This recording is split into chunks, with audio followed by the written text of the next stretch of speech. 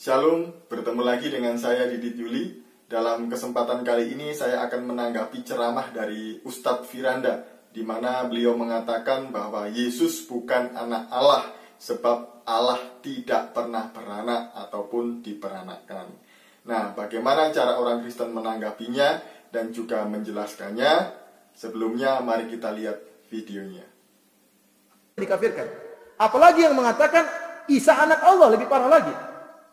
Makanya turun firman Allah Subhanahu wa taala, "Qul huwallahu ahad, Allahu samad, lam yalid wa lam yulad, wa lam yakul lahu kufuwan ahad." Katakanlah Allah Maha Esa, tidak beranak dan juga tidak diperanakan. Ini bantahan terhadap orang Nasara yang mengatakan Allah punya anak. Kemudian Allah murka dalam surat Maryam, akhir surat Maryam, Allah mengatakan, "Wa qalu ittakhadha ar-rahmanu walada." Mereka berkata, orang-orang Nasara, Allah punya anak. "Laqad ji'tum syai'an idda." Kata Allah, kalian sungguh telah mendatangkan perkataan yang mungkar. Allah sebutkan perkataan yang sangat mungkar. Begitu mungkarnya sampai-sampai kata Allah, "Takadu samawati yatafattarna minhu wa tanshaqqul ardu wa takhirul jibalu hadda." Sampai-sampai langit akan terbelah, sampai-sampai bumi akan hancur, sampai-sampai gunung yang begitu kokoh akan hancur. Kenapa? Anda'ul rahmani walada. Tatkala mereka mengatakan Allah punya anak. Wa ma yanbaghi lirrahmani ayattakhidha walada. Tidak pantas bagi Allah untuk punya anak. Kenapa? In kullu man fis samawati wal ardi ila tir-rahmani abda. Seluruh yang di langit dan di bumi semuanya makhluk, semuanya hamba Allah. Mau malaikat Jibril, malaikat Israfil, malaikat Israel, mau Nabi Muhammad, Nabi Isa, semuanya hamba. Kok bisa dijadikan anak Allah Subhanahu wa taala? Ini buat Allah murka. Dalam Sahih Al-Bukhari, Allah berfirman dalam hadis qudsi, "Kadzdzabani ibnu Adam wa lam yakun lahu dzalik." Anak Adam mendustakan aku dan dia tidak boleh berusaha kepadaku. Wa syatamani ibnu Adam wa lam yakun lahu dzalik. Dan anak Adam mencaci maki aku dan tidak boleh dia mencaci maki aku. Amma takdzibuhu iyaya. Adapun dia mendustakan aku, dia mengatakan aku tidak bisa mengembalikan dia hidup kembali. Wa amma syatmuhu iyaya. Adapun dia mencaci maki aku, qala inna liya waladan. Qala liya waladun. Adapun dia mencaci maki aku, dia mengatakan aku punya anak. Fa subhani an attakhidha sahibatan wala waladan. Dan maha suci aku untuk mengambil istri ataupun anak. Allah menganggap orang yang mengatakan dia punya anak itu cacian terhadap siapa? Allah Subhanahu wa taala. Sebenarnya, jikalau ada orang yang mengatakan bahwa Allah itu beranak, saya adalah orang yang paling tidak setuju jikalau Allah beranak dalam arti biologis. Nah, sebenarnya di dalam Alkitab itu, apakah hanya Yesus saja yang disebut sebagai anak Allah? Tidak.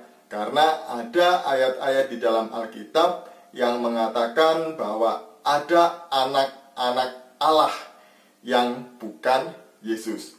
Mari kita lihat di dalam Kejadian 6 ayat 1 dan 2. Kejadian 6 ayat 1 dan 2. Ketika manusia itu mulai bertambah banyak jumlahnya di muka bumi, dan bagi mereka lahir anak-anak perempuan, maka anak-anak Allah melihat bahwa anak-anak perempuan manusia itu cantik-cantik, lalu mereka mengambil istri dari antara perempuan-perempuan itu, siapa saja yang disukai mereka.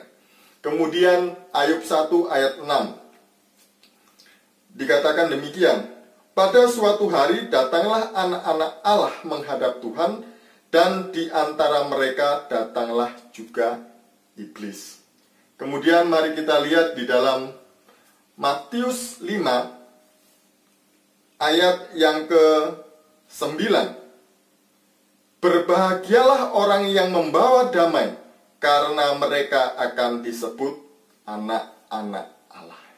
Nah, saya mau tanya, apakah ketika di dalam Alkitab ditulis anak-anak Allah, itu berarti Allah beranak? Bukan. Itu hanya sebutan. Nah, siapa sebenarnya yang menyebut Yesus anak Allah di dalam Alkitab? Apakah itu orang-orang Kristen? Mari kita melihatnya. Yang pertama, di dalam Lukas 3 ayat 22. Ketika Yesus dibaptis, Allah berkata bahwa inilah anakku yang kukasihi, kepadanyalah aku berkenan. Nah, Allah menyebut Yesus sebagai anaknya. Yang kedua, iblis.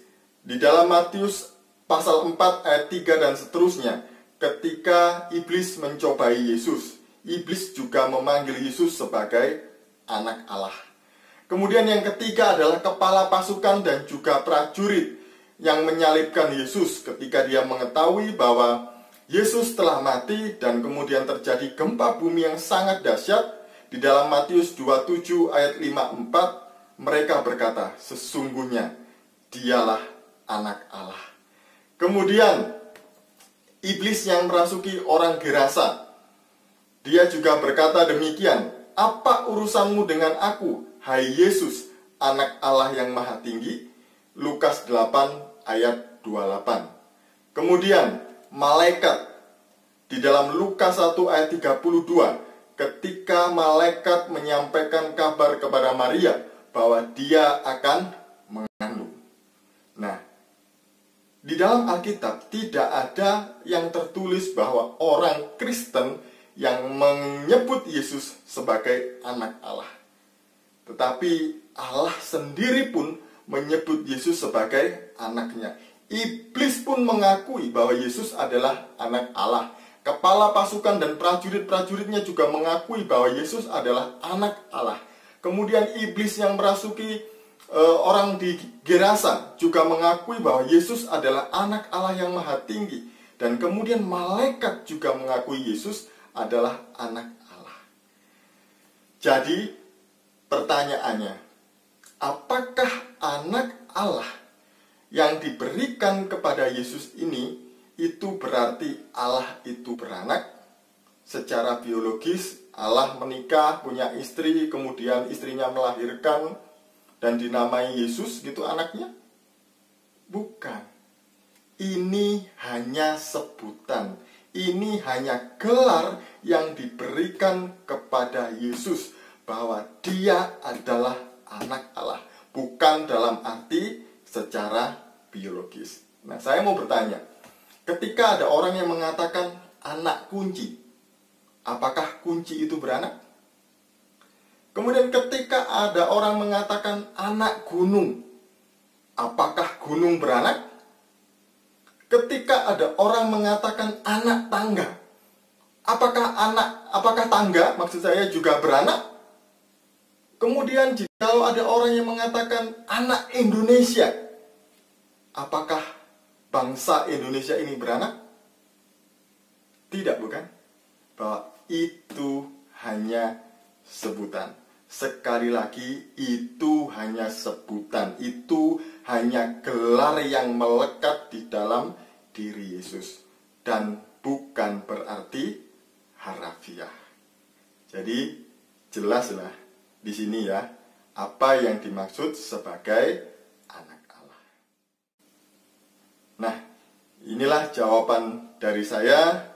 Biarlah ini mencerahkan kita semuanya dan juga memberkati dan menjawab dari semua pertanyaan-pertanyaan yang diarahkan kepada orang Kristen maupun Katolik.